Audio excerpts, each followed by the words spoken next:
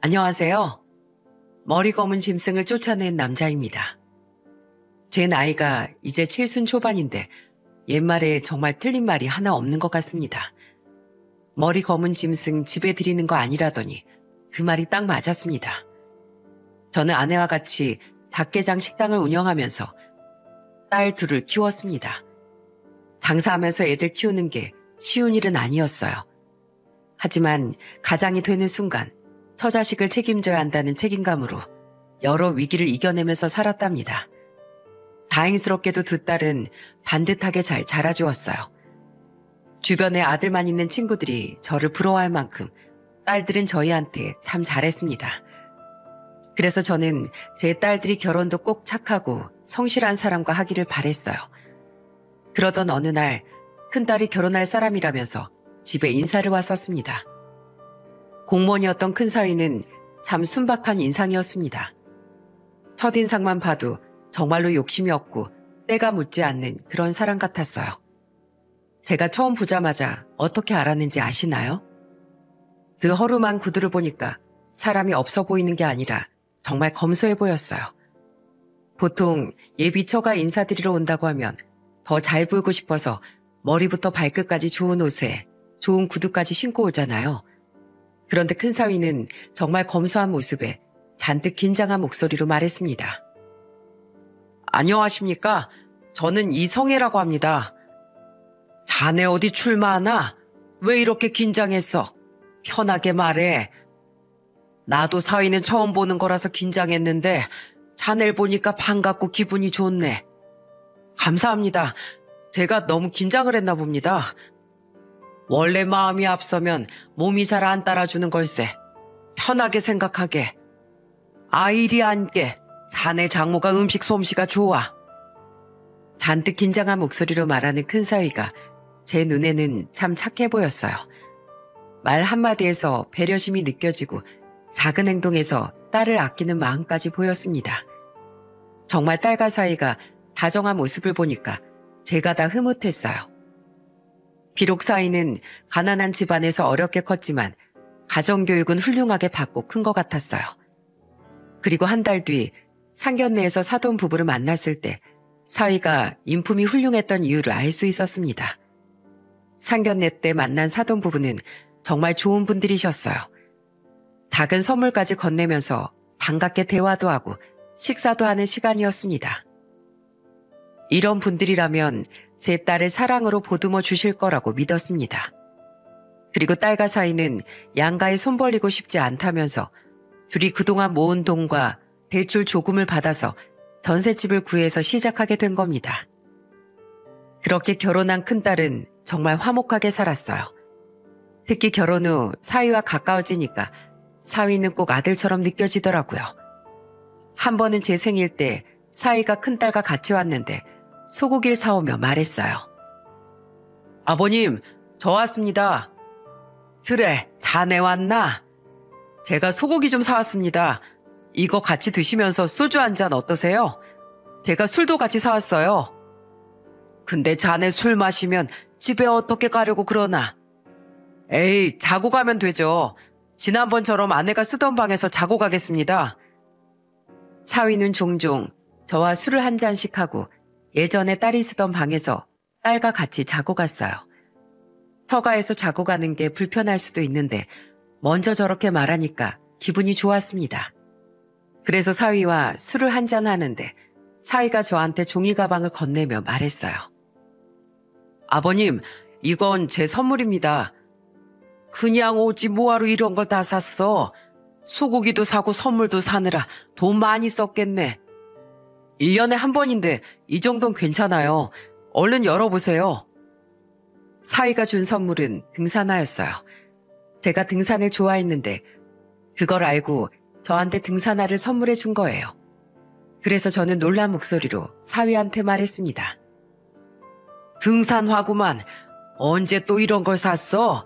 나 등산화 많으니까 다음부턴 사오지 마.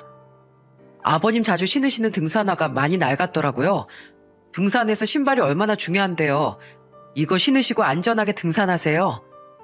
언제 또 그런 걸 다 봤어. 그러면 내가 가만히 있을 수가 없지. 자네도 구두 사. 날 잡아서 나랑 백화점 가세. 나도 그동안 자네 구두를 눈여겨봤는데 내가 하나 해줘야겠어. 아유, 아닙니다. 아직 쓸만해요. 출퇴근용이라 괜찮아요. 자네가 깔끔하게 하고 다녀야 우리 딸도 면이 사는 거야. 결혼한 남자가 허름하게 다니면 아내 얼굴에 먹칠하는 거야.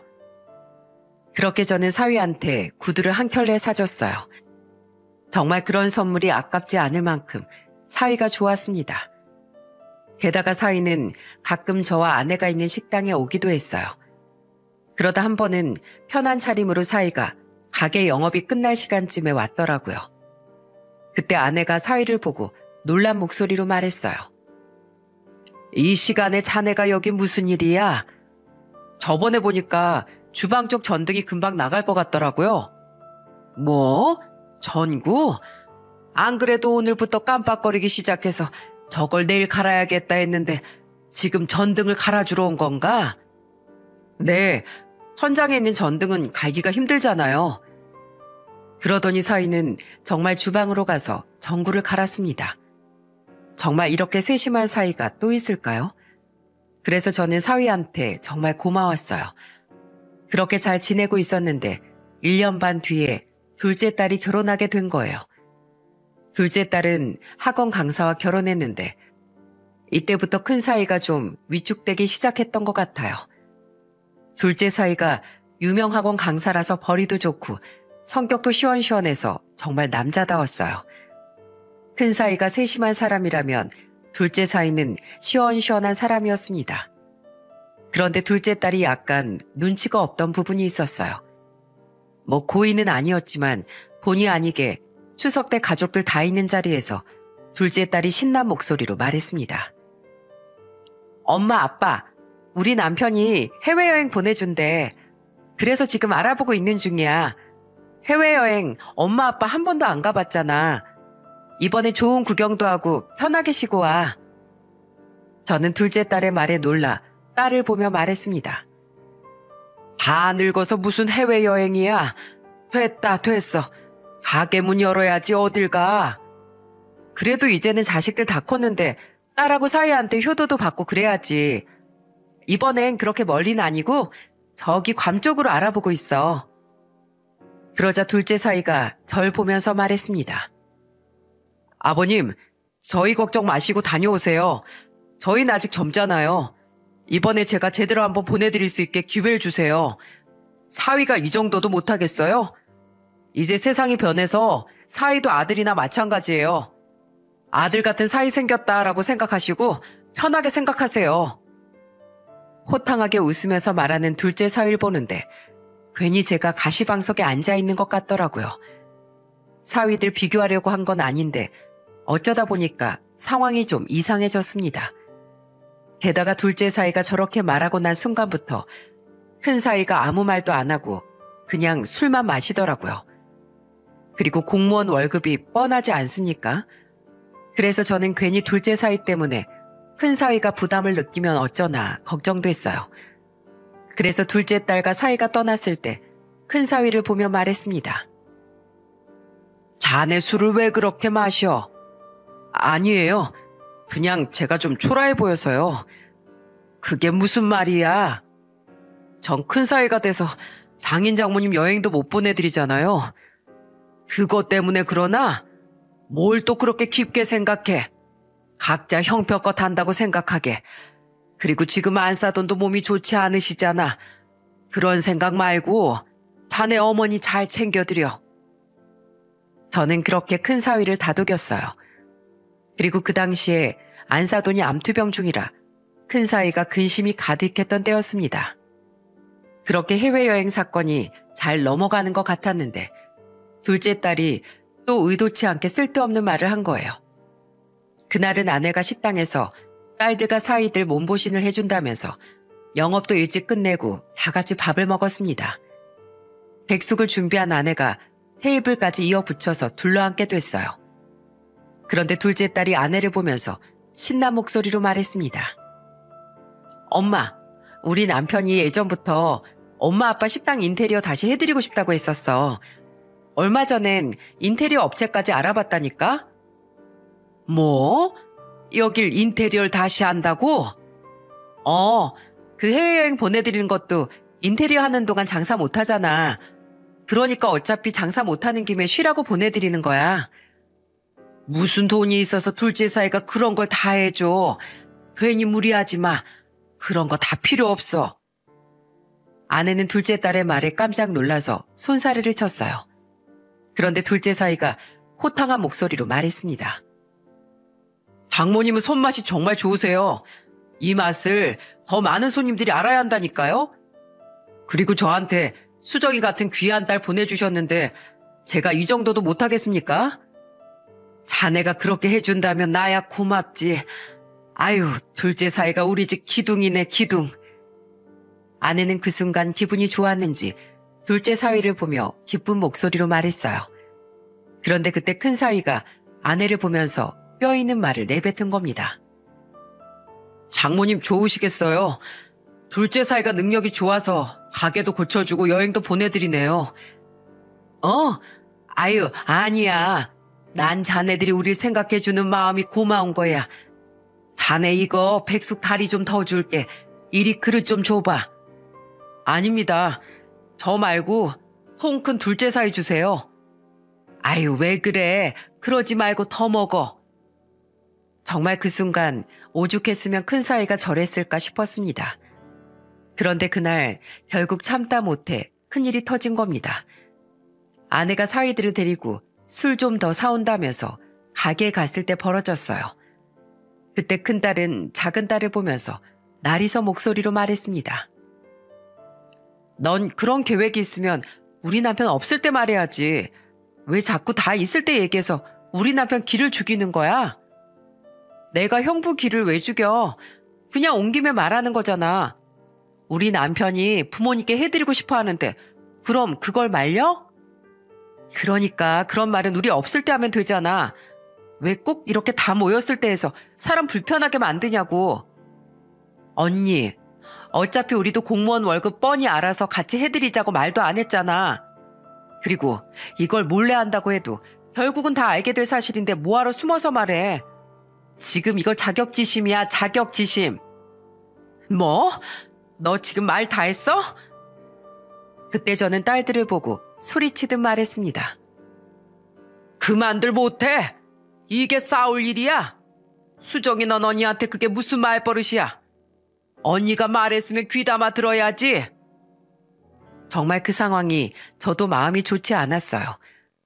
그런데 어느 날 큰딸한테 안부 전화를 걸었는데 목소리가 안 좋은 거예요. 그래서 저는 걱정스러운 목소리로 물었습니다. 수연아, 너 목소리가 왜 그래? 무슨 일이 있어? 요즘에 남편이 자꾸 쓸데없는 소리를 해서. 왜? 무슨 말을 하길래? 자꾸 공무원을 그만두겠대. 나중에 나올 연금만 보고 다니기에 당장 수입이 너무 안 좋다고 그만두고 싶대. 뭐? 아니 잘하던 일을 왜 그만둬? 양가에 도움이 안 되는 것 같대. 아, 진짜 어떡하면 좋아? 아빤 그냥 모른 척해. 그 사람 또 신경 쓸라. 그래, 알겠다. 네가 잘 설득해봐. 아무도 우리 집에서 무시하는 사람 없다고 해.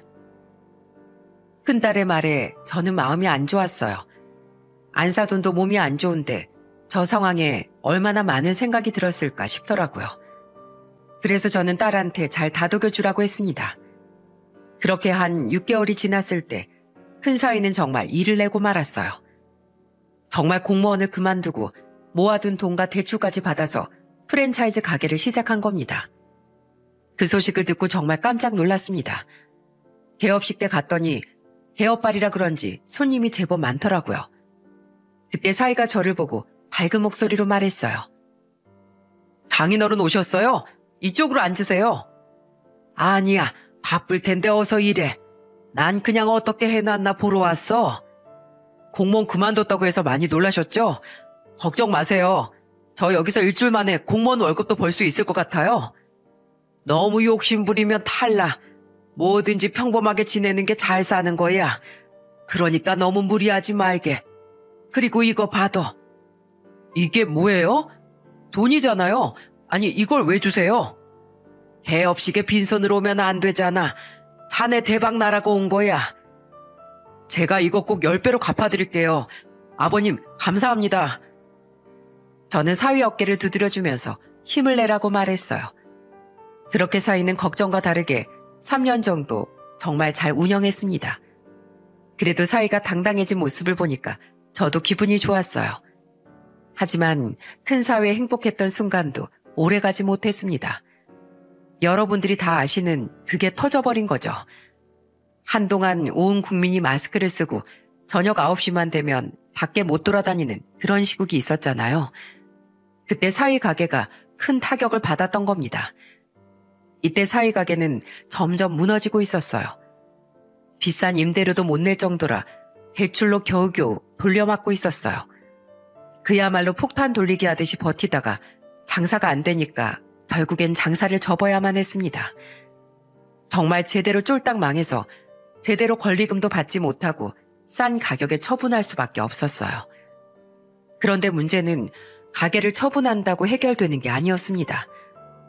가게를 접었다는 소식에 저는 마음이 무거워져서 큰딸 집으로 갔어요. 그런데 초인종을 누르려는데 안에서 싸우는 소리가 들리는 겁니다. 가만 들어보니까 딸이 사위한테 화를 내며 소리치고 있었어요. 당신 미쳤어? 내가 가게 정리하자고 했을 때 정리했어야지. 다 죽어가는 가게를 어떻게 살리겠다고 사채에 사금융까지 쓴 거야. 여보, 미안해. 몇 달만 버티면 다시 될 줄 알았어. 저는 딸의 입에서 나온 사채라는 단어에 깜짝 놀랐습니다. 그래서 초인종을 눌러버렸어요. 그러자 딸이 깜짝 놀란 얼굴로 문을 열더군요. 저는 문이 열리자마자 집 안으로 들어가서 사위를 보고 놀란 목소리로 소리쳤습니다. 자네, 아니 이게 무슨 소리야? 사채라니? 아버님, 제가 너무 욕심이 컸습니다. 대체 왜 그랬어? 내가 욕심 부리지 말라고 했지? 살아보려고 했어요. 정말 이대로 포기할 수가 없었어요. 죄송합니다. 제가 못나서 그래요. 자네 탓이 아니야. 온 나라가 지금 힘든 때잖아. 지금 자영업자들 다 힘드네. 자네 탓하지 말게. 운이 나빴던 거야. 울지 마. 우선 빚부터 갚아야지. 그래, 대책은 있는 거야? 제가 이렇게 물었더니 둘 다 아무런 말도 못하고 고개만 숙였어요. 그 모습을 보니까 가슴이 미어졌어요. 그래서 저는 딸한테 말했습니다. 그러면 이 집 내놓고 그 돈으로 빚 갚아. 그리고 우리 집으로 들어오게. 어차피 우리 집에 방도 남으니까 들어와서 같이 살아. 그때 사위가 놀란 얼굴로 말했어요. 아버님, 정말요? 넓은 집에 우리 둘이 살면 뭐하겠나. 다시 일어날 때까지 같이 살아. 우리가 자네한테 월세를 받겠어, 관리비를 받겠어. 다시 일어날 생각으로 열심히 살아. 감사합니다. 꼭 다시 일어날게요. 이 은혜 절대 잊지 않겠습니다. 그때 사위는 한참을 울었어요. 그 후 큰딸이 집에 와서 같이 살게 됐고 사위는 정말로 배달일부터 대리운전까지 쉴 틈 없이 일했습니다. 그런데 마음 다잡고 일어나 보려는 사위한테 또 한 번의 시련이 찾아온 거예요. 바로 안사돈이 암투병 중에 결국 세상을 떠나고 만 겁니다. 정말 이제 겨우 마음 추스른 사위가 또 한 번 큰 충격을 받았을 것 같았어요.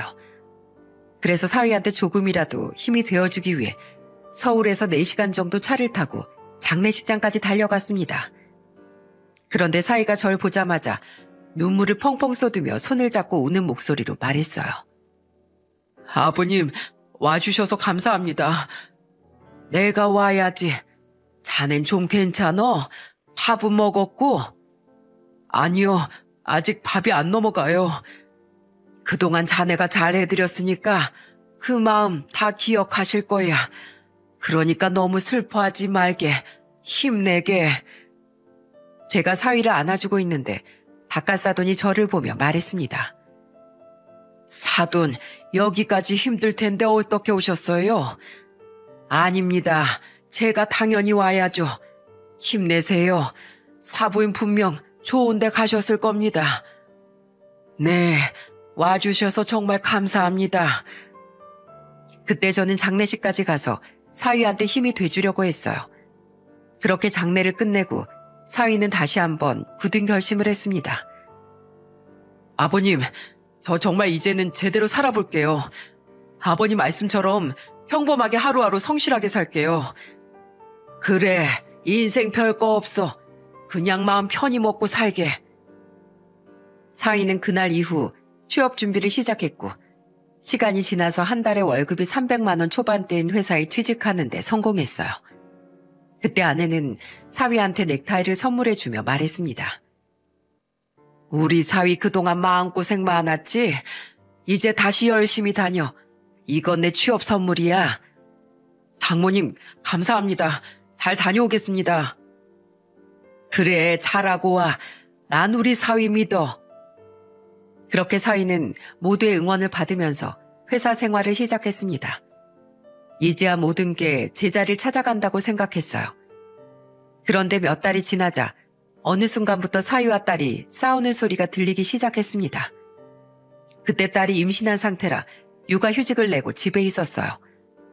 그래서 저는 사위가 출근했을 때 딸한테 물었습니다.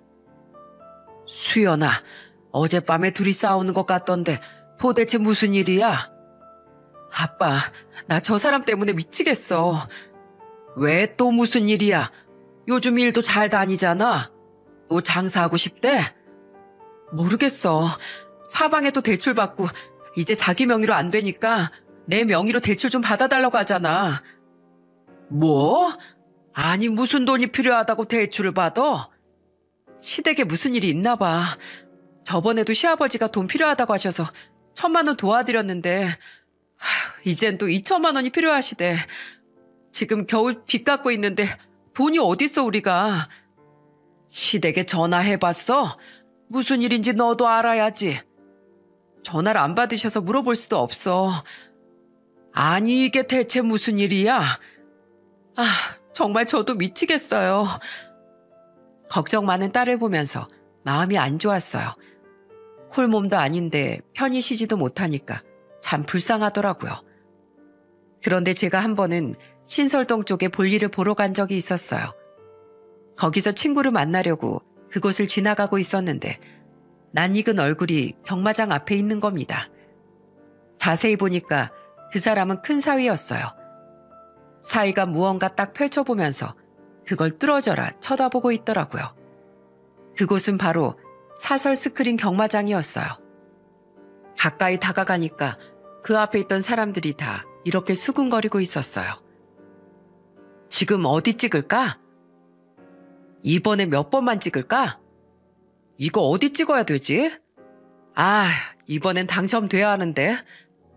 아이고, 내가 당첨되면 내 손에 장을 찢은다. 사람들이 죄다 경마 이야기만 하고 있었어요. 그 틈에서 사위가 혼자 꼼꼼히 체크하고 있는 겁니다. 그래서 몰래 사위를 따라가 봤죠. 그런데 알고 보니까 사위가 돈을 빼서 돈을 걸고 있는 겁니다. 정말로 큰 충격이었어요. 지금까지 사위가 돈이 필요했던 이유가 경마장에 다녔기 때문이었던 거죠. 임신한 아내를 두고 어떻게 이럴 수 있는 건가요? 저는 사위를 쫓아가서 사위를 부르며 말했어요. 자네, 지금 여기서 뭐 하는 거야? 아버님, 여긴 어떻게? 난 이 근처 볼 일이 있어서 지나가다 자네를 보고 쫓아왔어. 자넨 왜 여기 있나?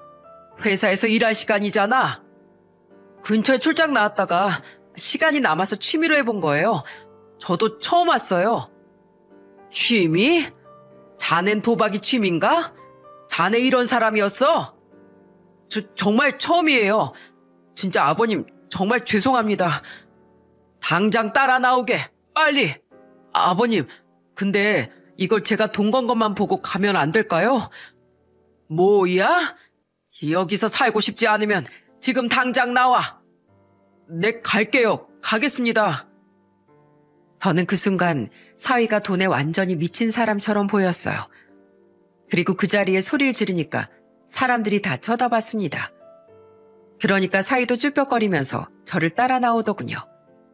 그런데 저를 따라 나오면서도 사위가 이런 말을 중얼거렸어요.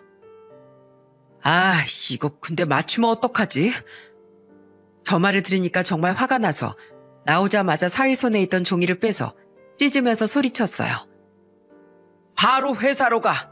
딴 길로 세기만 해. 그리고 끝나자마자 집으로 와서 나 좀 보게. 네, 알겠습니다. 대체 회사에 뭐라고 하고 여기로 온 거야? 자네가 지금 이럴 때야? 저 자식 다 굶겨 죽일 셈이야? 죄송합니다, 장인어른. 저는 사위가 도박하고 있다는 걸 그때 처음 알았어요. 사람이 도박에 빠지니까 총명했던 눈빛이 흐리멍텅해 보였습니다. 하루 종일 사위를 어떻게 할까 고민하다가 그날 저녁 사위를 불러서 단호하게 말했어요. 자, 학서 쓰게. 난 도박하는 사람 못 봐. 자넨 아내가 임신했는데 경마가 하고 싶어? 대출 갚으면서 애를 어떻게 키우려고 그래? 죄송합니다. 애가 태어나기 전에 대출 갚고 싶어서 그랬어요.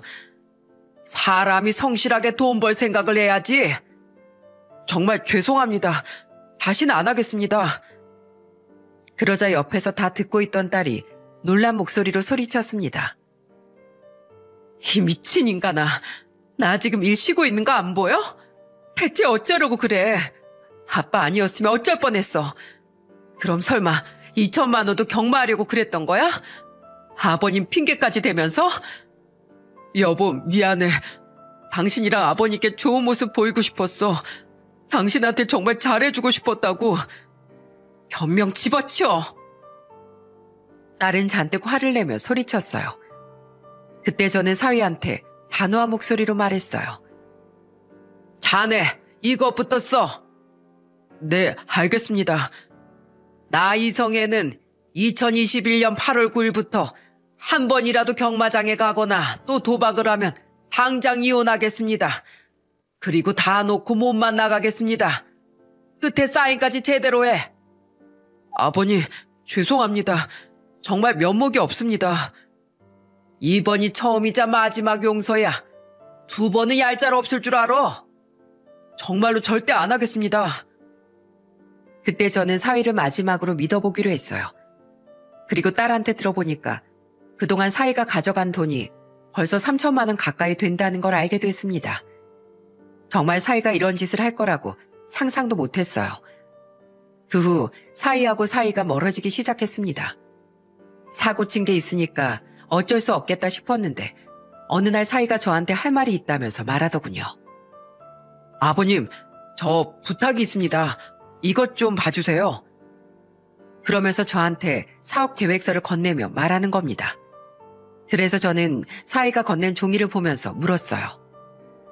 이게 뭐야? 아버님, 저 믿고 딱 한 번만 밀어주시면 안 되겠습니까? 뭘 밀어주란 말인가? 지인이 웨딩 사업을 하고 있는데 이게 앞으로 정말 전망이 좋을 것 같습니다. 아시다시피 마스크 시국 때문에 결혼 미룬 사람들이 엄청 많아요. 그래서 뒤늦게 결혼하려는 부부들이 많으니까 지금 웨딩 사업에 뛰어들면 큰 돈을 벌 수 있을 것 같아요. 저 좀 밀어주시면 안 될까요? 이거 정말로 대박 터뜨릴 수 있는 아이템입니다. 딱 3억만 빌려주십시오. 뭐라고? 3억? 내가 지금 3억이 어딨나? 이 집 담보로 대출 좀 받아서 해주시면 안 될까요? 아버님도 알다시피 제가 돈 나올 구멍이 없잖아요. 그런데 저 웨딩 사업으로 돈 벌 자신 있어요. 제가 꼭 2배, 3배로 갚겠습니다. 됐네. 그런 소리 할 거면 못 들은 걸로 하겠네. 자넨 대출이 무섭지도 않나? 남의 돈 빌리는 게 쉬운 줄 알아? 왜 그렇게 돈 무서운 줄을 몰라? 한 번 당했으면 됐지. 왜 자꾸 같은 실수를 반복하려고 하냐고? 그리고 감히 장인한테 3억을 빌려달라고 하는 게 지금 말이 되는 소리야? 아버님, 저 혼자 잘 살자고 이러는 게 아니잖아요. 제가 잘 벌어야 수연이도 편하게 살죠. 회사는 저하고 맞지 않는 것 같아요. 그리고 월급 300만 원으로 어떻게 처자식을 먹여 살립니까? 안 된다니까. 어리석은 소리 하지 말고 어서 가게. 저는 사위의 제안을 단칼에 거절했어요. 그런데 사위는 한 달이 넘게 저한테 매달리며 애원했습니다. 하지만 저는 사위의 손을 잡아줄 수 없었어요. 바로 딸이 저한테 이런 부탁을 했거든요. 아빠, 절대 도와주지 마. 그 사람 지금 예전에 내가 알던 사람이 아니야. 병마의 손댄 후로부터 사람이 변한 것 같아. 그리고 이 아파트, 엄마 아빠가 평생 모은 돈으로 산 아파트잖아. 노후 자금이나 다름없는데 이걸로 누굴 도와. 절대 도와주지 마. 이런 딸의 부탁이 있었기 때문에 저는 사위의 부탁을 끝내 거절했습니다. 그런데 제가 사위 부탁을 거절하자 사위는 태도가 돌변하기 시작했어요. 완전히 삐딱선을 타기 시작하더니 퇴근하고 오면 거실에 제가 앉아 있어도 아예 본 척도 안 하는 겁니다. 예전 같았으면 저를 보고 아버님 저 왔습니다 인사했는데 오자마자 쌩하니 방으로 들어가 버리더라고요. 한 번은 제가 밥을 먹고 있었는데 사위가 오길래 먼저 관계를 회복해 보려고 넌지시 말을 걸었습니다. 자네 왔나? 와서 같이 밥 먹지 그래. 전 안 먹습니다. 왜? 입맛 없어요. 이렇게 말하더니 정말 딱 문을 쾅 하고 세게 닫아버리는 거예요. 와, 그걸 보는데 정말 기가 막히더라고요. 임신한 딸이 있어서 큰 소리도 못 내겠고 화만 커져갔습니다. 그런데 이 와중에도 사위놈은 만취가 된 채 들어온 적이 있었어요. 완전히 취해서 오더니 저한테 화난 목소리로 말했습니다. 장인어른, 둘째 사위만 예뻐하고 큰 사위는 이제 끈 떨어져서 무시하는 겁니까? 에? 자네 지금 취했나? 술 마셨으면 들어가서 자게. 임신한 아내 두고 뭐 하는 거야? 그때 딸은 사위가 취한 채 소리를 지르니까 방에서 나와 사위를 말리며 말했습니다. 당신 지금 뭐 하는 거야? 빨리 안 들어가? 방으로 빨리 들어가라고. 역시 돈이 최고야. 아버님, 제가 지금 이렇게 무시당해도 나중에 두고 보세요. 제가 더 잘 나가면 그땐 저한테 납작 엎드리게 될 겁니다. 그 말에 저는 참았던 화가 터져서 사위를 보고 소리쳤어요. 뭐? 납작 엎드려? 자네 미쳤어? 술도 곱게 처마셔야지. 지금 이게 뭐 하는 짓이야? 완전 인사불성된 사위를 딸이 방으로 밀어넣으면서 저한테 말했습니다. 아빠 죄송해요 진짜. 됐어. 이게 진짜 무슨 꼴인지 모르겠구나. 그날 저는 혼자 소주를 마시면서 생각에 잠겼어요. 어떻게 아파트 담보대출 3억 안 빌려줬다고 사람을 이렇게 무시할 수 있는지 이해가 안 갔습니다. 그 후 사위는 또 저와 담을 쌓고 지내기 시작했어요. 진짜 딸만 아니었다면 진작에 내쫓았을 겁니다. 그런데 한 번은 딸이랑 집에 있는데 사위가 딸한테 전화를 했더라고요.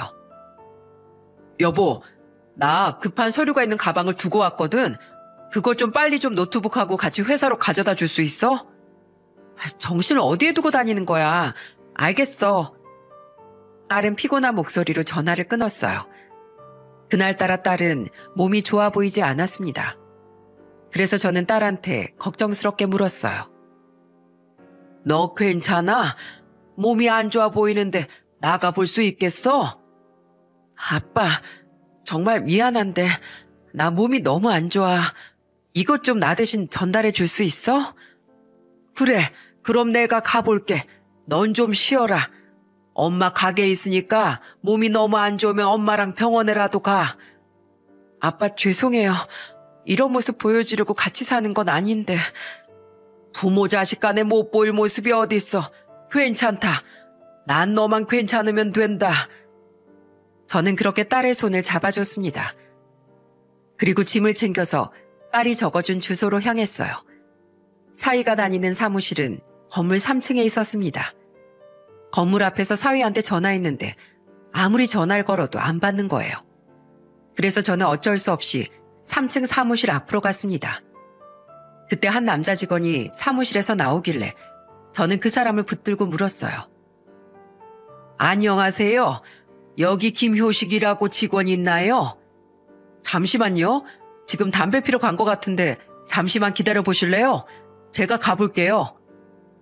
사위가 잠시 자리를 비워서 전화를 못 받았구나 생각했어요. 곧 사이가 오길래 저는 가방을 건네며 말했습니다.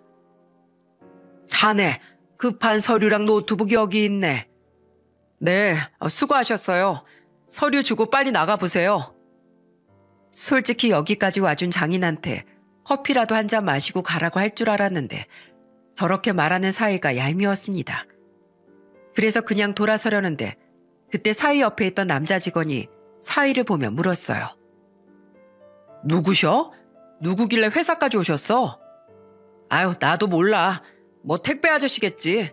요즘 택배 퀵으로도 많이 받잖아. 아, 택배 기사셨구나. 저는 두 사람의 대화를 듣고 걸음이 멈춰졌습니다. 그리고 뒤를 돌아서 사이를 봤습니다. 그러자 사이는 저를 보고 놀란 목소리로 말했어요. 아저씨, 서류 줬으면 빨리 나가세요. 와, 그 순간 저는 온몸이 부들부들 떨리기 시작했습니다. 머리가 멍해져서 아무 말도 안 나오더라고요.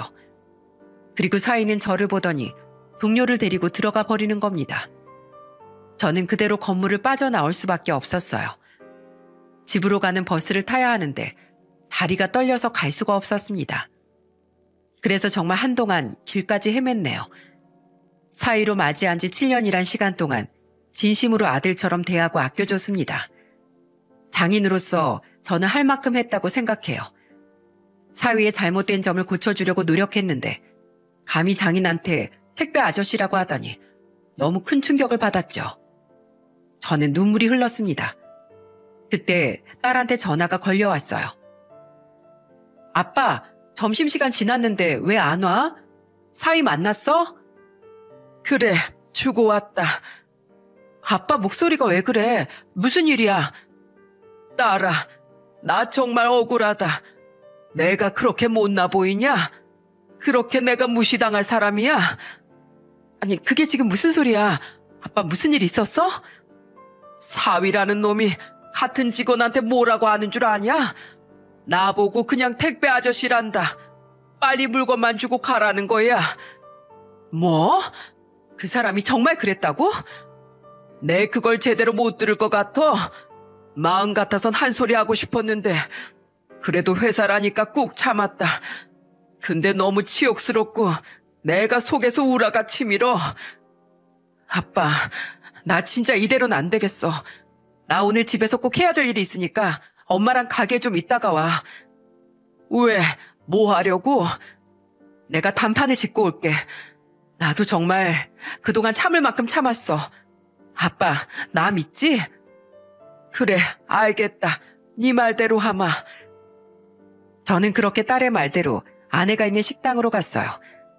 딸이 잘못된 행동을 할 사람은 아니라 저는 딸을 믿었습니다. 그리고 그날 저녁 아내와 같이 식당을 정리하고 집에 갔더니 딸이 거실에서 저희를 기다리고 있더군요. 아내는 딸을 보자마자 화난 목소리로 소리쳤습니다. 네 남편 어딨어? 사이라고 감싸줬더니만 장인한테 못하는 소리가 없어? 어딨어? 당장 나오라고 해. 나 그 사람이랑 이혼해. 내가 쫓아냈어. 뭐? 그게 진짜야? 그 사람 나 몰래 또 도박하고 있었어. 이거 녹음부터 들어봐. 정말 정리했어. 이제 엄마 아빠 사이 아니야. 알고 보니까 딸은 사이놈을 응징하려고 저희한테 오지 말라고 했던 거였어요. 그리고 딸은 혹시나 사이놈이 한 입으로 두말할까봐 녹음까지 해놨던 겁니다. 녹음기를 재생해보니까 가관도 아니었어요. 딸은 집에 온 사이놈을 보고 소리쳤어요. 당신, 우리 아빠한테 오늘 무슨 짓 했어? 당신이 그러고도 사람이야? 택배 아저씨? 세상 어떤 놈이 장인을 보고 그딴 소리를 해? 회사에 오실 거면 좀 깔끔하게 오셔야지. 무릎 다 나온 바지에 다 낡은 잠바 입고 오니까 그렇지. 그걸 보고 장인이라고 말할 필요가 있어? 내 체면도 생각해야지. 체면? 너 진짜 안 되겠다. 야, 이혼해. 너랑은 수준 떨어져서 못 살겠어. 별것도 아닌 게 어디서 체면을 따지고 있어. 너 겉옷 정리하다 보니까 병마의 용지 또 나오더라. 어쩐지 조용하다 했어. 걔가 똥을 끊지. 널 믿은 내가 바보다, 바보야. 경마라니. 그 옷에 있던 거 예전에 했던 거야. 야, 넌 누굴 바보로 알아? 난 2번은 없어. 특히 너 같은 간사한 인간 상종도 안 해. 저번에 각서 보이지? 너 분명히 그냥 몸만 나간다고 했다. 똑똑히 봐. 남자가 도박 1~2번 할 수도 있지. 그 정도 야망도 없이 남자가 어떻게 살아? 야망? 웃기는 소리 하지 마. 나한테 제대로 월급을 갖다 준 적 있어? 하다못해 우리 부모님 집에 살면서 생활비도 준 적 없잖아. 사람이 염치가 있어야 할 거 아니야? 네가 빈대야? 체면이 안 서서 장인을 장인이라고 못 불렀다고? 네가 무슨 아버지를 아버지라 부르지 못한 홍길동이냐? 야, 너 진짜 재수 없으니까 그냥 나가. 꺼지라고. 그래, 이혼해. 이럴 줄 알았어. 결국 나 이렇게 무시할 줄 알았다고. 더러워서 진짜. 나간다, 나가. 실수 한 번에 아주 사람을 잡어. 그리고서 정말 사이놈이 문을 열고 나가는 소리가 들렸어요. 그렇게 녹음이 끝났고 딸은 저를 보며 말했습니다. 아빠, 당장 현관 비밀번호부터 바꾸자. 너 정말 이혼하는 거야? 그동안 아빠도 봤잖아. 나 저런 인간이랑 못 살아. 저런 사람 아빠 자격도 없어. 그리고 도박 안 하기로 해놓고 다시 하는 거 봐요. 평생 저러고 살 인간이야. 무엇보다 전 아빠한테 그런 식으로 모욕 준 인간이랑은 절대 못 살아요. 딸은 이미 굳게 결심한 것 같았습니다. 그래서 저는 현관 비밀번호를 바꿨어요. 그리고 딸은 방에 있던 사위짐을 싹 다 챙겨서 나왔습니다. 그리고 그걸 저랑 같이 들고 나가서 전부 쓰레기 분리수거장에 처박아 버렸어요. 그런데 새벽 1시쯤 되니까 누군가 비밀번호를 치기 시작했습니다. 당연히 계속 틀렸고 초인종을 누르면서 사이놈이 소리치더군요. 뭐야? 왜 비밀번호 바꿨어요? 아, 뭐야? 여보, 문 열어. 나왔어. 새벽에 문을 발로 차면서 소리치는 사이놈 소리에 딸이 나와 인터폰으로 말하더군요. 여기 니네 집 아니니까 꺼져. 여기가 지금 내 집인데 지금 무슨 소리 하는 거야? 당신 아직도 삐졌어? 내가 그냥 한 말인 줄 알아? 아까 나랑 이혼하기로 했잖아. 네 짐들도 쓰레기 분리수거장에 다 갖다 놨으니까 챙겨가던지 버리던지 해. 뭐? 쓰레기? 아이, 왜 짐을 거기에 둬? 네가 쓰레기잖아. 가족을 배신한 쓰레기. 아주 분리수거도 안 돼 쓰레기 데리고 살았더니 별꼴을 내가 다 본다. 너랑 다시는 상종하기 싫으니까 꺼져. 그제야 무언가 잘못됐다고 사이놈이 직감했는지 갑자기 딸한테 애원하며 말했습니다. 여보, 내가 잘못했어. 당신도 알잖아. 내가 지금 어디로 가? 나 갈 곳도 없어. 경마장은 누가 알려줘서 갔어? 혼자 자기 발로 잘 가놓고 왜 이제 와서 어디로 가냐고 물어? 네가 좋아하는 경마장으로 가. 아니면 쓰레기 분리수거장 가서 쓰레기들하고 있던지 해. 1분 안에 집 앞에서 안 꺼지면 경찰 부를 줄 알아. 딸은 단호하게 말하고 인터폰을 끊어버렸어요. 한참 동안 애원하더니 제풀에 지쳐서 가더군요. 정말로 우리가 문을 열어주지 않으니까 이제서야 현실을 직시한 겁니다. 그때 아내가 딸을 보면서 말했어요. 잘했어. 난 네가 나중에 애를 어떻게 키우나 걱정했는데 아주 야무지게 잘 키우겠네. 내가 딸 하나는 잘 키웠다니까. 엄마 미안해. 그동안 마음고생 많았지? 괜찮어. 진짜 마음 같아선 저 자식만 내쫓아버리고 싶었는데 네가 있는데 내가 그럴 수 있겠어? 지금 내 속이 다 시원하다.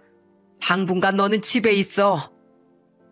그렇게 저와 아내는 딸의 선택을 응원해줬습니다. 그런데 사이놈이 쉽게 포기할 것 같습니까? 이제 남은 거라곤 빚과 몸뚱어리뿐이라 사이놈은 절박하게 매달리기 시작했어요. 심지어 저와 아내가 운영하는 가게에까지 와서 무릎 꿇고 펑펑 울면서 아내한테 말했습니다. 장모님, 제발 수연이 마음 좀 돌려주세요. 이제 곧 아이도 태어날 텐데 아빠 없이 키울 순 없잖아요. 왜 나한테 장모라고 하나? 그냥 식당 아줌마라고 하지. 그리고 한창 바쁜 시간에 와서 이렇게 무릎을 꿇고 있으면 영업 방해니까 당장 꺼져. 자네 같은 사이 둔 적 없네. 그리고 허수아비만도 못한 남편 끼고 사느니 차라리 없는 게 나아. 자네가 잘 모르나 본데 내 딸은 일당백을 하는 애야. 자네 없어도 혼자서 잘 먹고 잘 살 수 있는 야물딱지 내라고. 그러니까 남의 집 귀한 딸 인생 망치지 말고 꺼져. 그때 아내는 사이놈한테 소리치다 답답하니까 밥을 푸다가 밥주걱으로 사이놈 머리를 때려버렸어요. 그러자 사이놈은 뜨거운 밥풀을 털어내며 소리쳤습니다. 아! 장모님 뜨거워요. 나가라고. 한 번만 더 오면 경찰 부를 줄 알아. 이렇게 뜨거운 맛을 보고 쫓겨났는데도 사이놈은 자존심도 없는지 가게 앞에서 매일같이 서 있었습니다. 그러더니 저한테 편지를 주면서 울면서 말하는 거예요. 장인어른, 이거 제 편지입니다. 받아주세요. 잘못했습니다. 수연이 좀 만나게 해주세요. 집 근처에만 가도 경찰 부른다고 난리예요. 내가 왜 자네 편지를 받아? 그리고 이제 우리 가족도 아닌데 그 장인 소리 좀 그만하게. 듣기 싫래. 나 쓰레기 버리러 갈 거니까 비켜.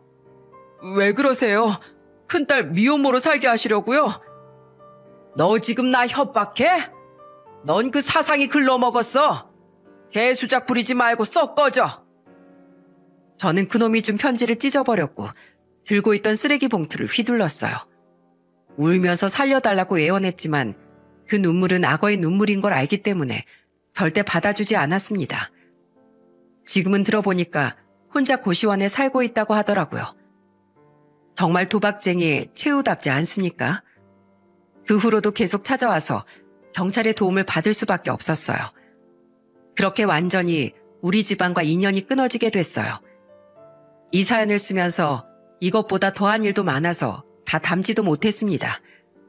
그래도 저는 딸이 현명한 선택을 해서 다행이라고 생각해요. 지금 제 딸은 어떻게 사는 줄 아시나요? 손녀딸이 태어나서 저희와 같이 잘 살고 있답니다. 그리고 다시 병원에 복직해서 간호사로 살고 있고요. 도박에 미친 인간을 끊어내고 나니까 집안에서 큰 소리도 안 나고 너무 살만해졌어요. 손녀딸의 웃음소리, 딸과 아내의 대화 소리가 요즘 너무 듣기 좋네요. 하지만 마지막에 지푸라기라도 잡듯이 애원하던 그놈을 떠올리면 무서울 때도 있습니다. 혹시라도 나중에 찾아와 해코지 하는 건 아닐까 겁이 납니다. 경찰 도움으로 접근금지 신청까지 했지만 불안하기 마찬가지네요. 지금 딸은 이혼한 지 2년이 되어갑니다. 그 기간 동안 양육비 한 번 안 보낸 놈이에요. 하지만 저희는 양육비 받을 생각도 없습니다. 혹시나 양육비 핑계로 또 저희 딸한테 접근할까봐 이대로 아예 남남처럼 살았으면 좋겠네요. 힘든 일을 겪은 만큼 딸이 손녀와 함께 잘 살 수 있도록 지켜주고 싶어요. 사랑은 내리사랑이라고 하지 않습니까? 손녀가 어린 시절 딸 같아서 너무 예쁩니다. 이런 행복한 시간을 보내는 중에도 이렇게 사연을 보내게 된 이유는 사람 간의 믿음이 중요하다는 걸 알려드리고 싶어서였어요. 힘든 순간 손을 내민다는 건 그만큼 아끼고 다시 일어날 거라고 믿는다는 증거예요. 그런 도움을 받았다면 정말 잘 살고자 하는 모습을 보여줘야 한다고 생각해요. 가족이라고 해서 끝까지 믿음만 줄 순 없잖아요. 무엇이든지 같이 믿고 사랑해줘야 완벽한 가족이 된다고 생각합니다. 어떤 관계든지 믿음과 배려를 잊지 마시기 바랍니다. 제가 살아보니까 돈보다 사람이 더 큰 재산이더라고요. 여러분들과 이 깨달음을 나누고 희망찬 새해를 보내고 싶어서 사연을 보냈습니다.